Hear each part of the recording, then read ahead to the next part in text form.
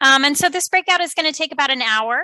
And at the end, we usually they don't go out with a bang. We usually stay on and answer questions as they come. But just some quick guidelines for us as we're in this breakout. If you're open to it, we'd love for you to turn on your cameras. This is meant to be a really interactive part of the meeting. We are looking for your active feedback.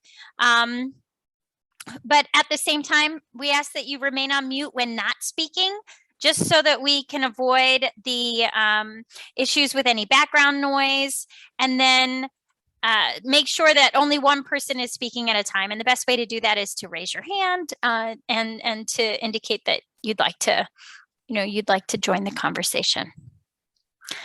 So the way that we've structured this breakout is we'll first kind of frame the neighborhood a little bit and what we think we know about the neighborhood, but please feel free to correct us and let us know where we might have gotten it wrong. There's a lot of nuances within these different communities. And then we'll talk about for each of the scenarios. And so Lindsay kind of introduced you to the way that we're structuring the different solutions. We've organized them based around some common themes that we'll talk about a little bit later before we introduce the scenarios. But for each one of them, and there's 3, we'll talk about possible actions in those scenarios, how this part of the community might change as a result of implementing all of the things in the scenarios. Some key considerations, what are the pros and cons? What are some of the things that we need to think about as we move toward implementation? And then we really want to know what you think. We're really interested in your feedback on what you think is the most important thing to advance. What are some things you don't want to happen? And after we've gone through all 3 scenarios, we really want to hear kind of where you saw things that weighed against one another, that you would choose this thing over another. So I'll hand it over to Lindsay to tell us a little bit about the area. Right. Thanks, Carly. So to provide some context for this area, in this breakout room, we're going to be going over possible solutions to reduce flood risk, both across Jersey City, but specifically in areas of downtown, Communipaw Corridor, Bergen-Lafayette neighborhood, and the area of Liberty State Park. And of course, the areas around Liberty State Park are inclusive of those neighborhoods I just listed. Before we dive into solutions, to get your input on what we've been looking at, we're going to report out on what we've heard about in this area and what's at risk from flooding. Earlier in the project timeline, we asked you to share what you love about your community and what you'd like to see change. And this feedback has helped us understand vision and priorities to help guide development of solutions that we'll talk about shortly. So this area is loved for many things, including its diversity and the abundance of restaurants and shops and other activities. The overall area is a mix of high density residential, commercial, and industrial, with high rises and commercial properties concentrated along the waterfront, and a higher portion of industrial areas in Communipaw and Bergen-Lafayette, mixed in with a high portion of historic or aging buildings. There is an eligible historic district in this area outside of downtown, specifically in Bergen-Lafayette. From downtown through Liberty State Park, we heard about, of course, the value of the Hudson River waterfront walkway, not just for access to the waterfront, but exercise, leisure, and views of Manhattan. And in a few minutes, we'll discuss possible opportunities to use this walkway for coastal protection. In the surrounding neighborhoods, the pedestrian plazas that were created during COVID were really greatly appreciated, and we heard that people would like to see more of these plazas around the city. Increasing availability of bike lanes downtown has also made the area more accessible. Access to neighborhood parks like Hamilton Park, Van Voorst Park, Lafayette Park, and Berry Lane, to name a few, as well as the much larger Liberty State Park, is really important, which has been described as the front yard to these neighborhoods. Liberty State Park is, treasured for its areas for recreation, wildlife, the Science Center, of course, and other festivals and activities. Though these parks are great assets, we still heard the desire to see more and improved access to parks and green space here and across the region. Just because there's a park and open space near your house doesn't necessarily mean it serves your needs or capitalizing on the opportunities that those parks and open spaces provide, especially in terms of resiliency. Of course, transportation infrastructure is incredibly important for this area for access to other parts of Jersey City, into New York City. And this area includes, of course, several PATH stations, Hudson, Bergen light rail stations, ferry terminals, and bus stops and jitney stops. Downtown and Bergen Lafayette are concentrations of a lot of development in the city. And there are various, across the city, there are various redevelopment plans that guide transformation of these areas. So a question I'll pose for the group, if you're all open to chatting right now, is there anything else that you think is important for us to highlight about these neighborhoods? You can feel free to freely unmute yourself or put your thoughts in the chat about, what's important for us to highlight about these neighborhoods.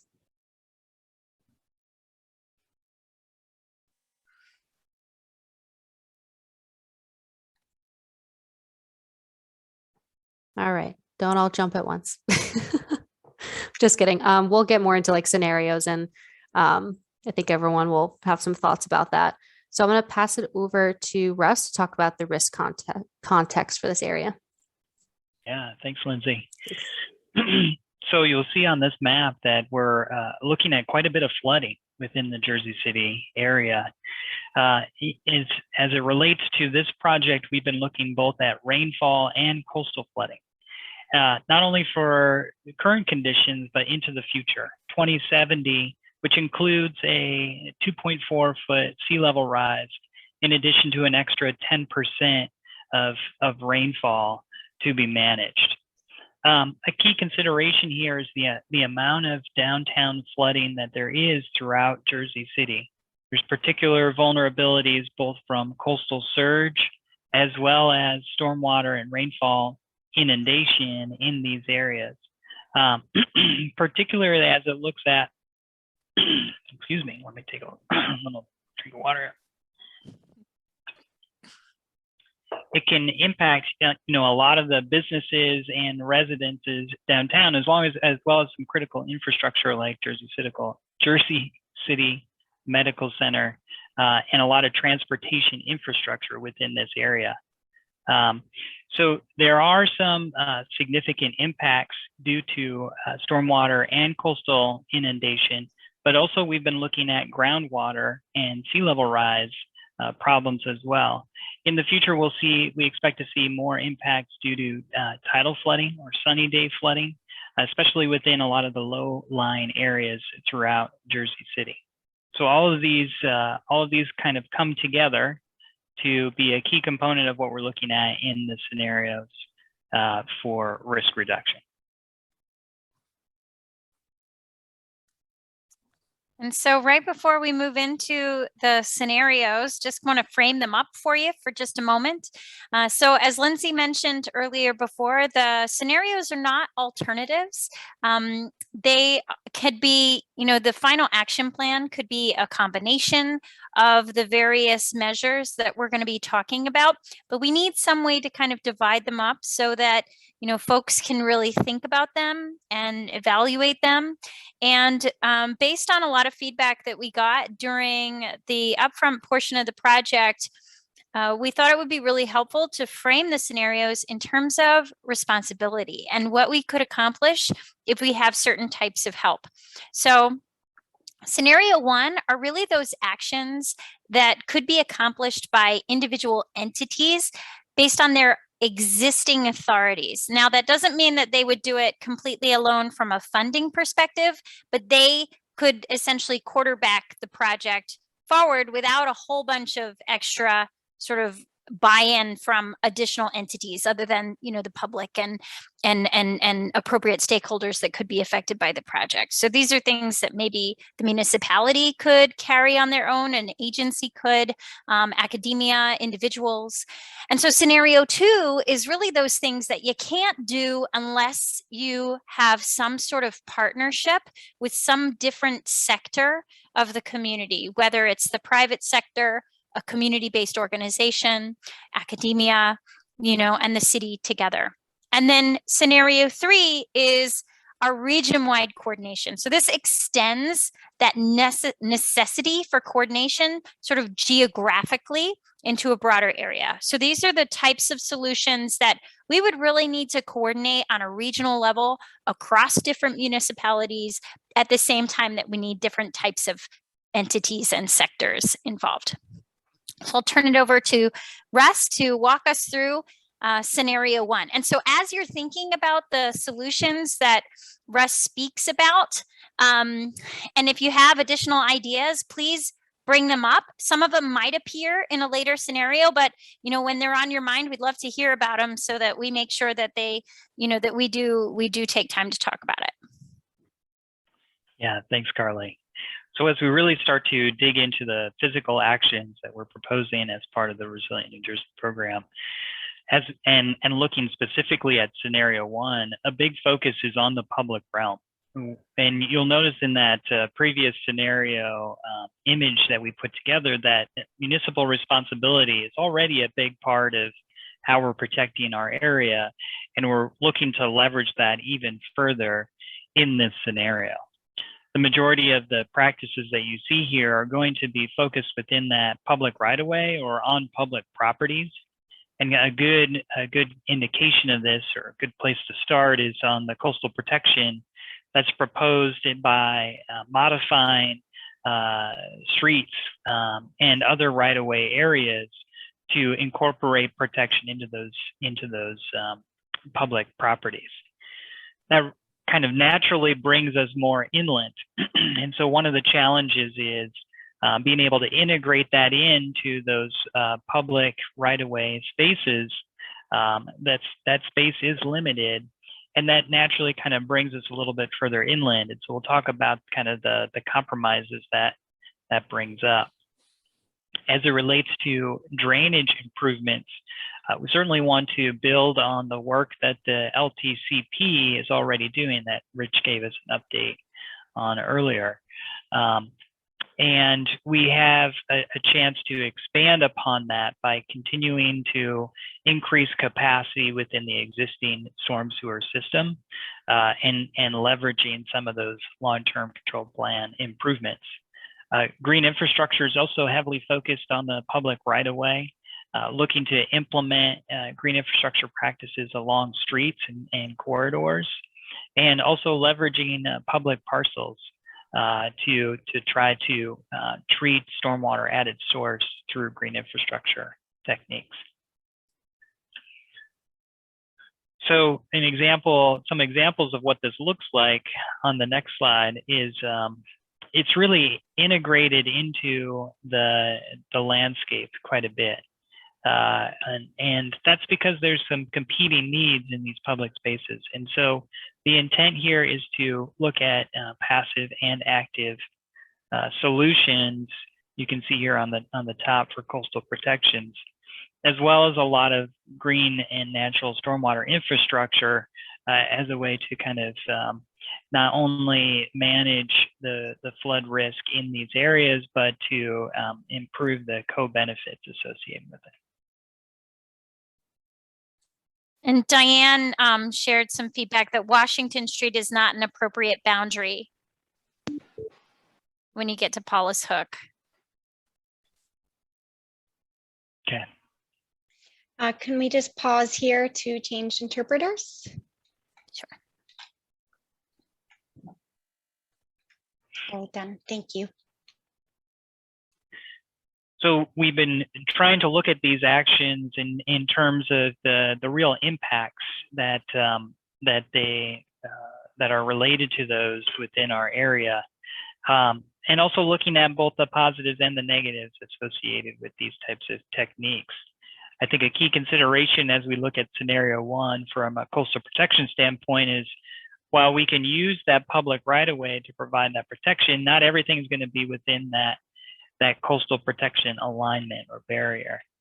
And so that means we need to consider what falls outside of that barrier and the implications in terms of connection to critical services.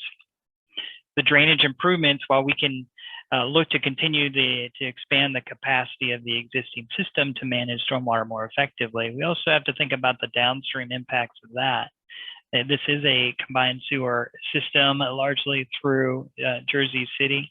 And so if we're collecting more stormwater, that means we need to figure out a way to manage that at the downstream end. Most cases, that would be either the CSOs or the treatment plant. And looking at green infrastructure within the right-of-way, we need to recognize that there's limited space within the right-of-way, and there's a lot of other needs for that space.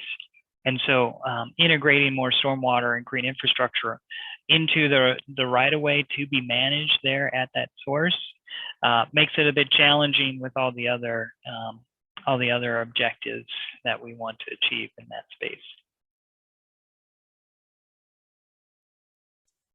And I'm just going to share sort of one more slide before we have some questions that we're hoping that you all will respond to. So this is sort of the non-physical actions that are part of scenario 1. And in a lot of ways, they don't just fill gaps, that are potentially left by the physical actions. They also fill needs that cannot be filled by physical actions. So there are policy measures. So with scenario 1, if we're leaning in the right of way and not having to have partnerships with the private sector, that means that some areas could be left outside of the alignment. Alignment is sort of where the solution occurs. And so that means that we need policy solutions to protect those areas or to manage risk in those areas when you have an inland alignment. Also, we've had a lot of feedback about flooding that can be caused by trash building up in the grading. And so catch basin programs, sort of leaning into those existing programs, expanding them, and also potentially exploring something like a municipal stormwater utility to help drive implementation and also increase equity around funding for those things. And then also leaning into kind of green infrastructure in public open spaces. So this is scenario 1. So we're really focused on what like individuals could do. So these requirements would really be on the municipal properties. There's a lot of feedback that we've had around engagement. And so a city-led flood management 101 campaign, you're going to see this reflected in every one of our scenarios, but just in a sort of different light, as well as resilience hubs. That was something that Lindsay talked about during the main presentation, having those maybe at specific city agency properties. We've also heard a lot of feedback about tree canopy, and so leaning into those programs as well.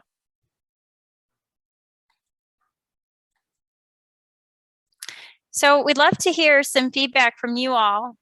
So thinking about things that the municipality could do on their own, again, not just their own funding, because a lot of this could require, federal grants to accomplish, but they could do under their own authority. What did you see that you liked, and what are things that might have concerned you? We're also looking for feedback on the 3 questions that you see on the left-hand side. We're going to ask those questions over and over again because we're really interested in getting feedback on, where there are specific properties within this neighborhood that you'd love to see transformed. What kind of greening projects would appeal to you most, and where would you like to see resilience hubs?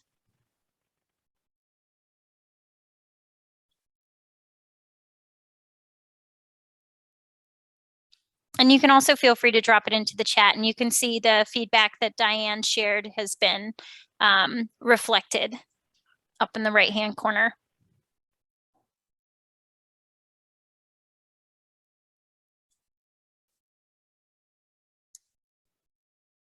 This is Diane from Paula's Hook. Hi, Diane.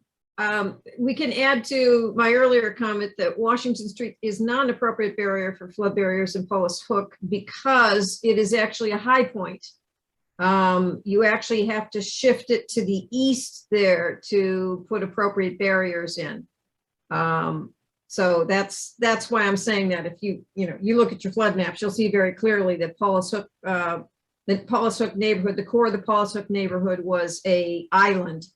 And it was an island at high tides and at many other tides. So we, some of us are lucky enough to live a block and a half from the water, but yet not be in any flood zones. So it's interesting, but that's what the underlying geography is.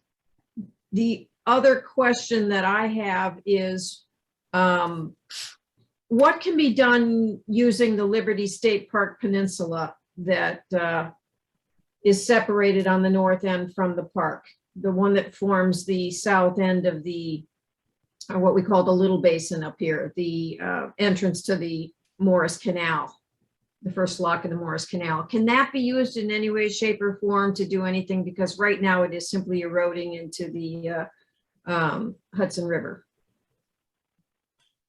Yeah, that's an area where we have been looking at pretty specifically. We know that there is some plans, I think, for wetland restoration within that area. I'm not sure. No, I we thought would love them, but no. I think NJDEP, my understanding is New Jersey DEP is looking at some potential restoration plans for the north side of Liberty State Park.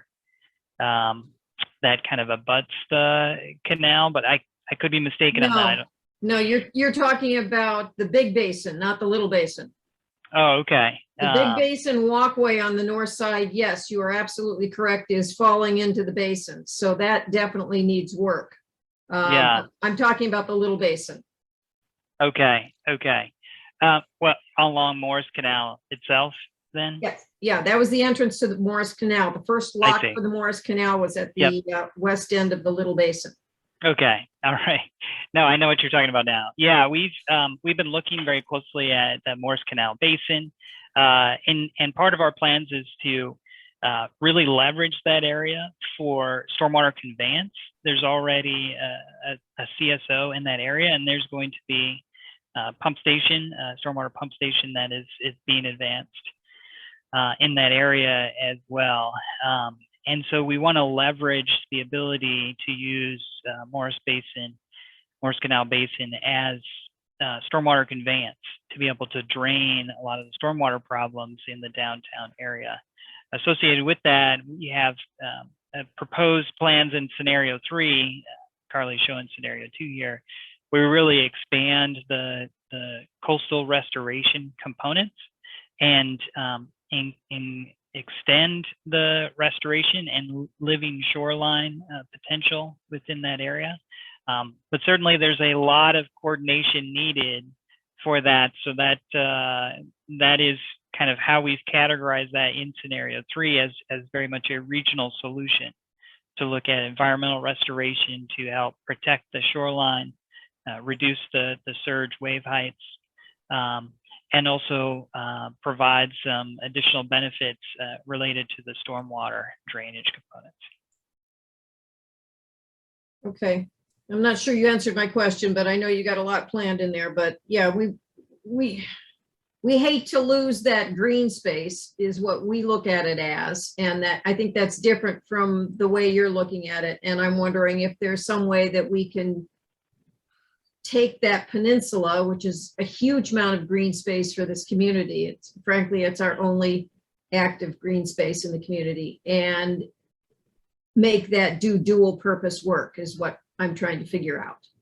So protect the space and have it serve the purpose of being resilience infrastructure. Yes. Yes. I think that's along the lines of what Russ will be talking about in scenario 3. Okay, great. Thank you. Yep. Sorry, jumping the gun. No, you're right on track, and that's kind of it's a struggle to figure out the best way to frame all of these, and we chose sort of like complexity and coordination, but it's good that you're thinking about that. That helps us kind of think about the different options.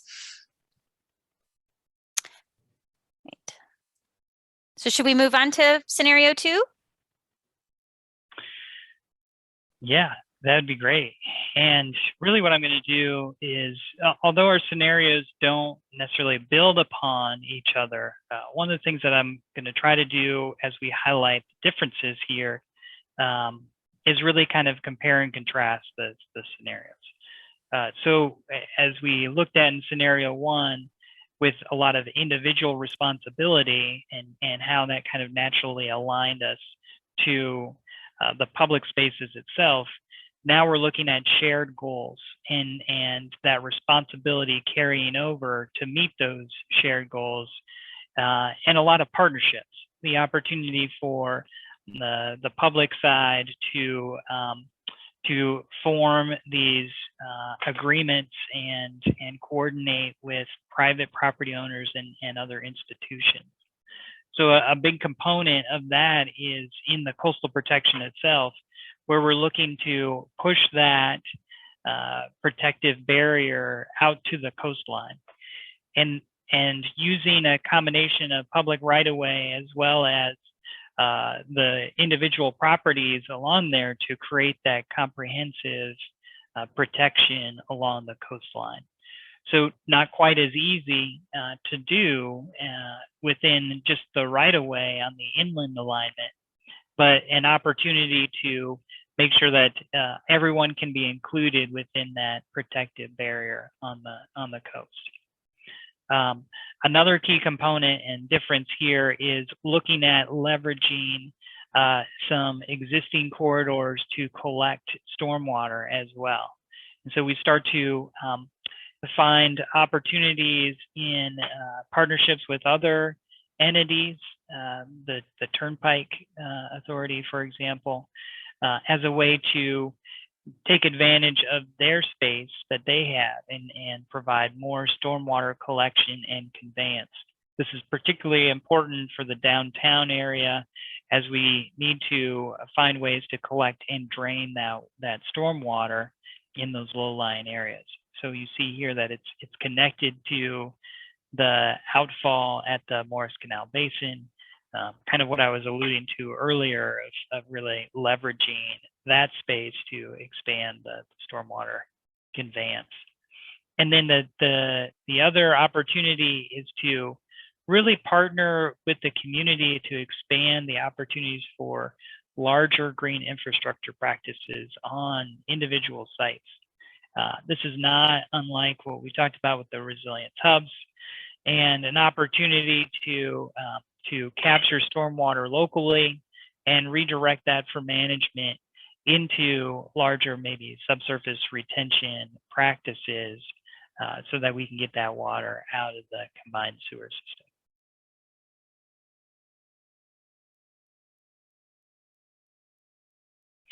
So what you'll see here in terms of representing these types of solutions is a big difference in terms of the scale. We're starting to see a lot larger practices, more cohesive and linear practices and techniques as a way to provide that additional protection. So there is definitely some impacts associated with these types of techniques. You know, primarily as we look at those opportunities on the next slide, you know, there is the potential for larger protection associated with that, but the coordination and the complication of those projects, not to mention the costs that are then essentially associated with that, become very, very challenging, one of the bigger challenges. And a lot of times what we see in these types of approaches is that you need to make significant investments and commit to building out the entire system before you can actually see the benefits of that. Whereas with scenario one, at the individual responsibility scale, you have the opportunity to kind of do that individually and sometimes at a site level to really provide more immediate impact. So bigger benefits, but more coordination and potentially longer timeframes and additional costs associated with it. Can we pause here to switch translators?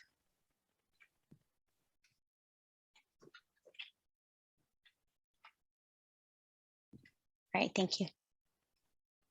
You know, before Carly takes over on the non-structural or the non-physical solutions, just one other thing I wanted to highlight here as we start looking at partnerships across multiple entities is that you now have this patchwork of different techniques that needs to be managed as part of the whole comprehensive risk reduction strategy. And that can be complicated in terms of determining who's going to have that responsibility to maintain that and make sure that those still function the way they need to together to provide that protection. Go ahead, Carly. So this is how sort of the non-physical solutions begin to manifest in scenario 2, which is where we're sharing responsibility across sector. So in some ways, we're able to deepen some of the effects of the non-physical solutions by collaborating with different community organizations, community members, I just said community organizations, schools, and then things like partnerships, composting and trash cleanup to reduce drainage system clogging, and then expanding green infrastructure more into public-private partnerships. So an example of some of this might be expanding the flood overlay zone beyond just the FEMA flood maps as it currently is, incentivizing green infrastructure on private properties to sort of encourage those kinds of activities, partnering with community members within the deaf and non-English speaking communities to help ensure that folks get the information that they need and are able to engage directly in the process. And then that Flood Management 101 campaign that we talked about in scenario 1, partnering with schools and different community groups to deepen the effect of that. Resilience hubs, managing those in collaboration with community-based organizations, which is similar to the pilot that is imagined in the Ironbound in Newark. Anything, Lindsay, anything you want to add to this, to the description I gave? I think you covered it. I think the information from a flood model, especially as established by a state entity or a program that is administered through the state, would be super helpful for, ground truthing the expansion of a flood overlay zone and how it would be useful. Just kind of tying the flood modeling into, justification for revising or adopting additional like policy and governance and things like that. Yeah, fully vetting different policy solutions.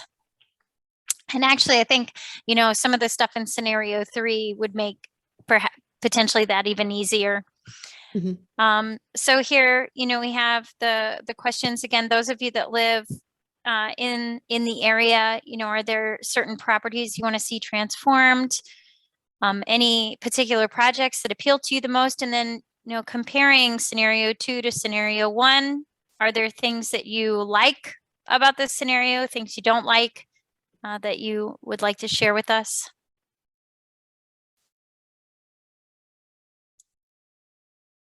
Anything you really want to see happen that we've talked about so far?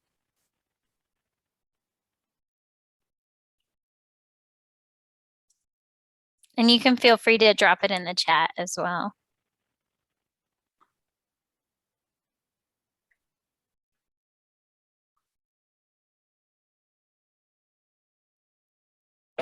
Okay. I have a question to discuss if no one else has one. But I was in the Hackensack group for the last meeting, and we talked a little bit about the resilience hubs, but not a ton. But I was just wondering if you guys could better define like what makes a good candidate site for one. It seems like a lot of it is that it's a place people know, where there's like social reach, but that would also benefit from physical improvements, especially for stormwater. And I think these questions kind of tie together in that sense.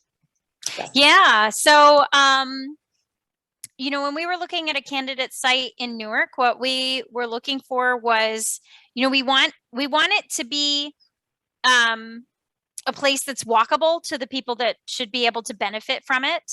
So the idea of it being kind of in a neighborhood that could really benefit from having a resilience hub, or walking distance, maybe not walkable, but in case of an event that they could get there.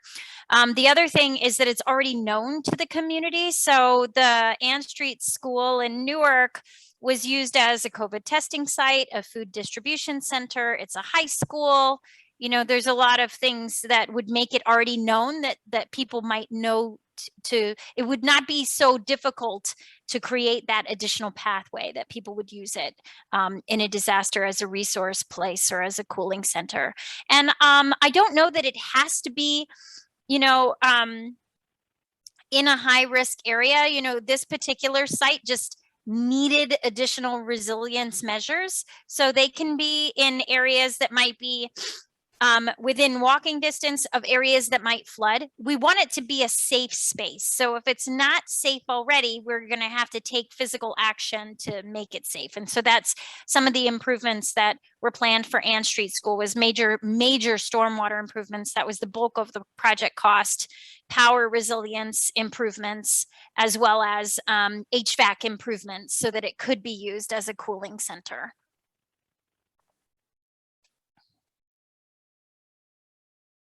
And in light of an outage, did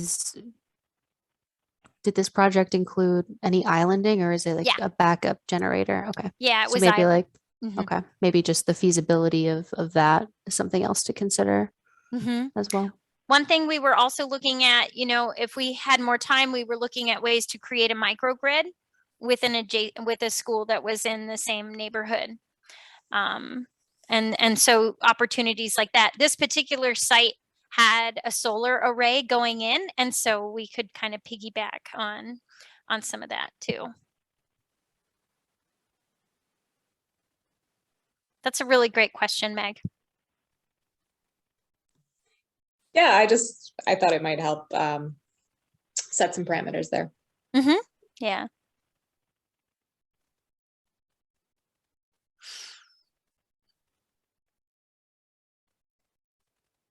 All right. So we'll move into scenario 3. Yeah, so again, kind of thinking about the difference here across scenarios. Whereas in scenario 2, we really needed to emphasize those partnerships. In scenario 3, we're looking at really regional coordination across multiple, sometimes differing goals too. And so it really inspires a much broader look. Obviously, a lot of coordination associated with it, but a much broader look at what the problems are and what the opportunities are. So from a physical solutions perspective, what we'll see is more comprehensive and cohesive coastal protection measures. And a big part of that is looking at projects such as elevating the boardwalk walkway along the coastal areas of downtown and continuing that through to connect to barriers along Liberty State Park and further south as well. So, it would be a fairly big impact on what that waterfront looks like for everyone who uses that area, but does provide kind of that cohesive approach there. The other thing is a big component of this is how we manage stormwater, both from a drainage perspective as well as the green infrastructure perspective. Certainly from a drainage perspective, you're looking at really incorporating a lot of large scale drainage infrastructure. That could be surface conveyance, redirecting stormwater from the combined sewer system through things like sewer separation or high level storm sewers into larger conveyance or subsurface storage practices. In this case, extending essentially a spine throughout the western edge of downtown to be able to collect that stormwater and manage it in more of a collected point, one individual point where it's just more efficient to be able to drain that system. So in this case, we're looking at connecting that to the Morris Canal Basin and including some significant pumping to be able to manage such large volumes of water. There are a few other areas where we're redirecting stormwater into subsurface tanks and storage as a way to get that water out of the combined sewer system and free up capacity and manage a lot of the stormwater flooding throughout the downtown area. But a key component is also when we start looking at green infrastructure, is it really expanding the opportunity for green and natural infrastructure along the coastline.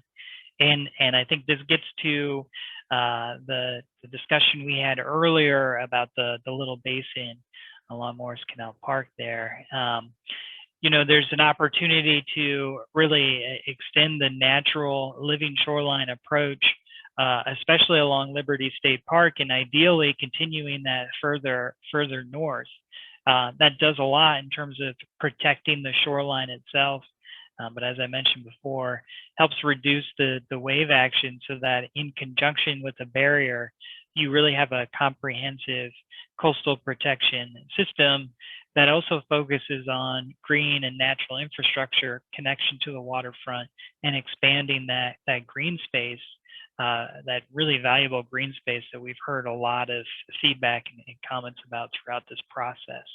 Not to mention the water quality and habitat benefits, especially in conjunction with larger stormwater projects in the Morris Canal Basin. It'll be important to figure out ways to clean that water before it gets fully discharged to the Hudson. So those are some big key components of scenario 3. And I think the images will kind of reference some of those examples and the scale associated with some of those examples. So, you know, it's a real opportunity to reimagine what those coastal areas look like, but obviously some significant impacts.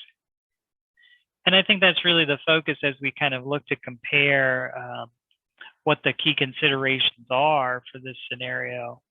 There's the potential to really provide a lot of protection, but it's going to require everyone moving kind of in the same direction.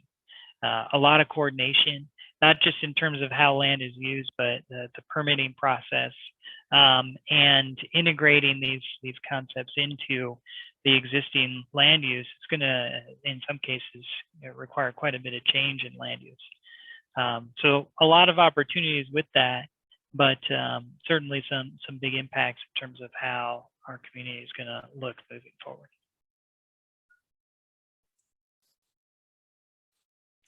I think while we're here, let's pause to switch the translators.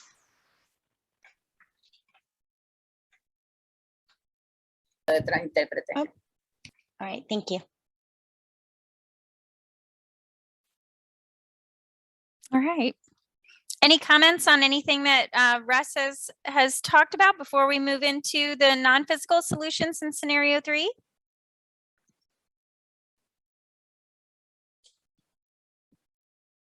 I know we have an engineer that lives in Jersey City on the line. Hey, Carly, this is Tyler. I guess, yeah, maybe one question is, in the coastal protection scenarios, does how they look, or are they looking similar in each of the 3 scenarios, or do we see them kind of looking physically different based on what the different strategies are in terms of who's participating and where? Are you talking about from a design perspective or in terms of alignment? So for folks on the line, we often talk about these solutions, 3 different dimensions of them. There's the approach, which is the type of solution, whether it's like a flood wall or a berm or, you know, elevating houses. There's the alignment, which is where it happens. And then there's the design, which is ultimately what it looks like and how folks experience it. Yeah, I was thinking from the design perspective. Yeah, Tyler, there will be some changes from a design perspective between these different solutions. And, you know, I think especially as it relates to the coastal protection, some pretty significant differences. If we look at the inland alignment in scenario 1, where we're utilizing the public right-of-way and that space that's available to us, that obviously has to be a kind of a minimized design, because there's a lot of other needs for that right-of-way. Pushing that up inland gives us a chance to reduce the size of that barrier.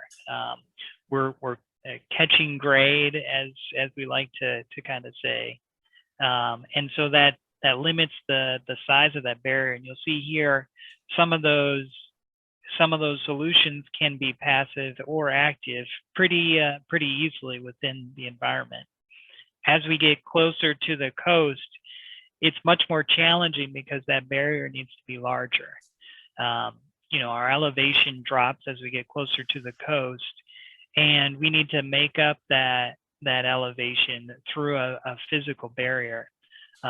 In the second solution, we're still taking advantage of public right-of-way where we can, but integrating that in with site level protection. And sometimes that might be built into the buildings themselves. That becomes incredibly complicated, especially because there's a lot of egress points through there that we need to consider in terms of access. Where you'll see really dynamic changes is in scenario 3. Here in this case, we do have the opportunity to kind of reimagine what that coastline looks like. And that can result in pretty significant changes to the walkway along the coast there in Jersey City. And, we don't have that defined at this stage in our plan, but there's certainly an opportunity to think really big about that type of approach. That was a great question. Thank you. And so you really do start to see some dramatic changes actually when we start to think about regional levels of coordination and the ability to coordinate regionally about non-physical solutions. One thing that has come up a lot is the Resilient New Jersey platform itself. So Resilient New Jersey is a collaboration at multiple scales. It's administered by NJDEP. The steering committee is comprised of municipalities and community-based organizations. There's a huge amount of direct community level engagement and then expanded engagement to various federal and state agencies and infrastructure entities. And then, there's talk about how can this be both expanded and refined in the future, and what are the things that are most useful about this platform that could be really used to help build resilience. And one of the things that has come up through conversations with some of the state agencies, I'm sorry about that, is this idea of leveraging Resilient New Jersey as a coordinated engagement platform. And this kind of relates to this second piece here of this idea of having a single source of truth and go-to resilience messaging for things that are resilience related. We've heard a lot from community members that they're suffering from what they call portal proliferation syndrome. Like sometimes there's no information, and then sometimes there's way too much information coming from way too many different sources. And it makes it very difficult to understand who to believe. And how do we know that what they're saying is true? And then also, how do we make sure that the work that we're doing from a resilience perspective is being coordinated? And when we're talking to the same person about resilience in the same region, how do we make sure that we're taking their feedback and carrying it through? Also, this kind of gets into outreach and sort of doing a regional scale floodplain management 101 campaign. Could we explore a regional stormwater utility? Would there be value in that?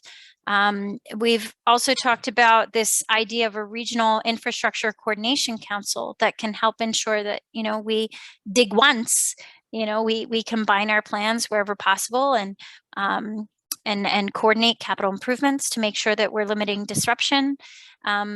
This idea of having a regional network of resilience hubs so that the information that is being shared in these places is coordinated, and that they have the resources that they need shared across a broader area in case one area is impacted and another is not, then we're able to kind of leverage those resources across. Yeah, let's see if there's anything else to highlight here.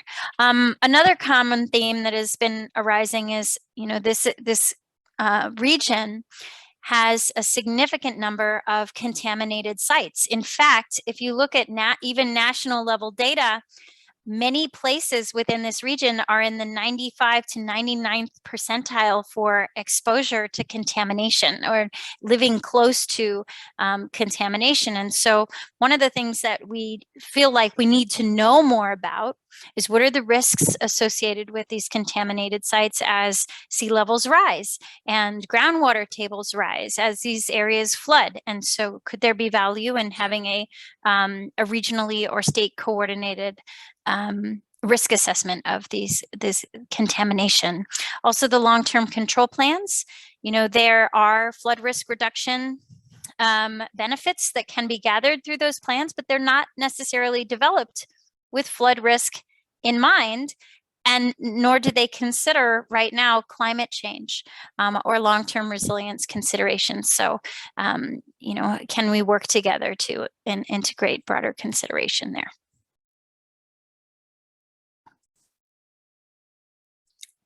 All right.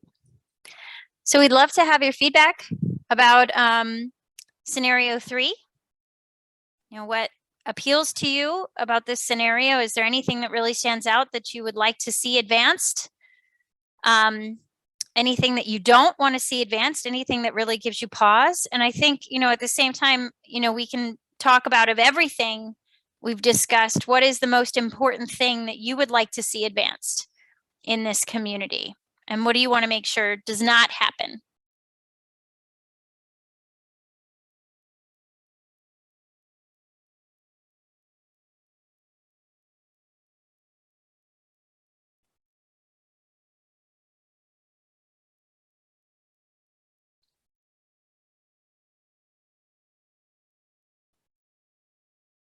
And also, any questions anybody has for us, we're happy to answer them. We're looking for your direction as residents and interested stakeholders.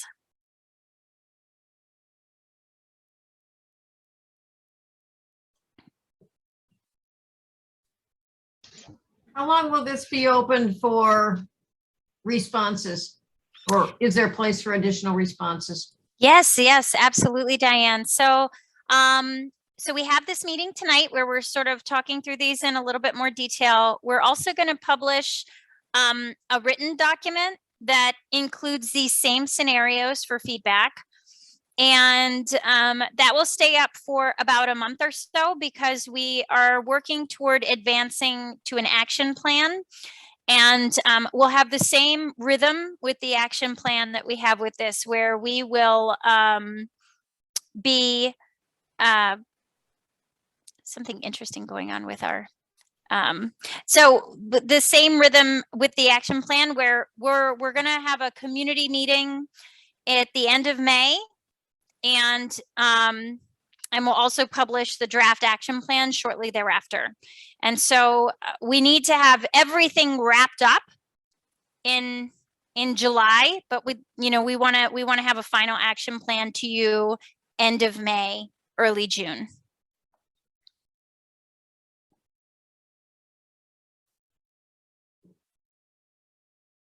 So this is also not the only bite at the apple, long story short. So you'll get this posted on the website sometime over the course of the next week or so, and then we're going to publish sort of the written document that accompanies these scenarios, and then we're going to draft a hypothesis action plan for us to discuss in May, toward the end of May. So it's about 60 days from now.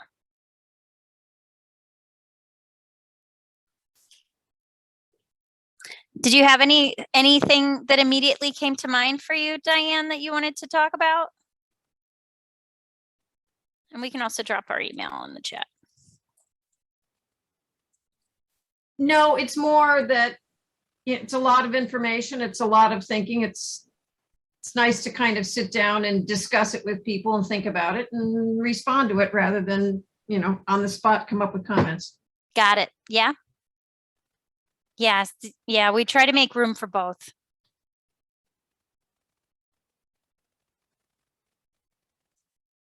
And then we can also drop, Megan, if you will drop the link to the February meeting Miro board.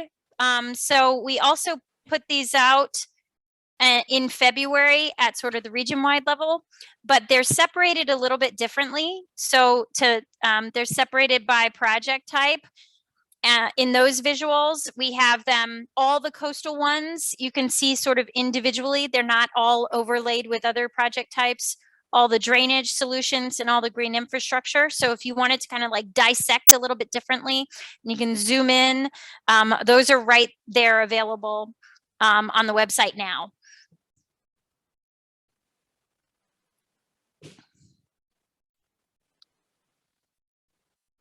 Yeah. I think I can even show people how this looks.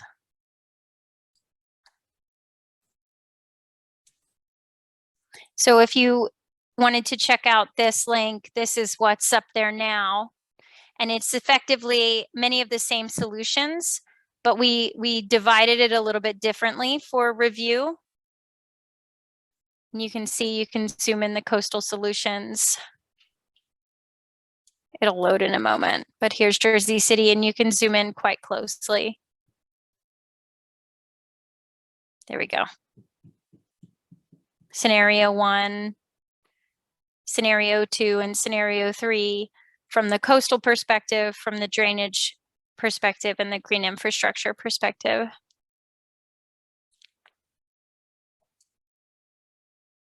If that's an easier way to look at it.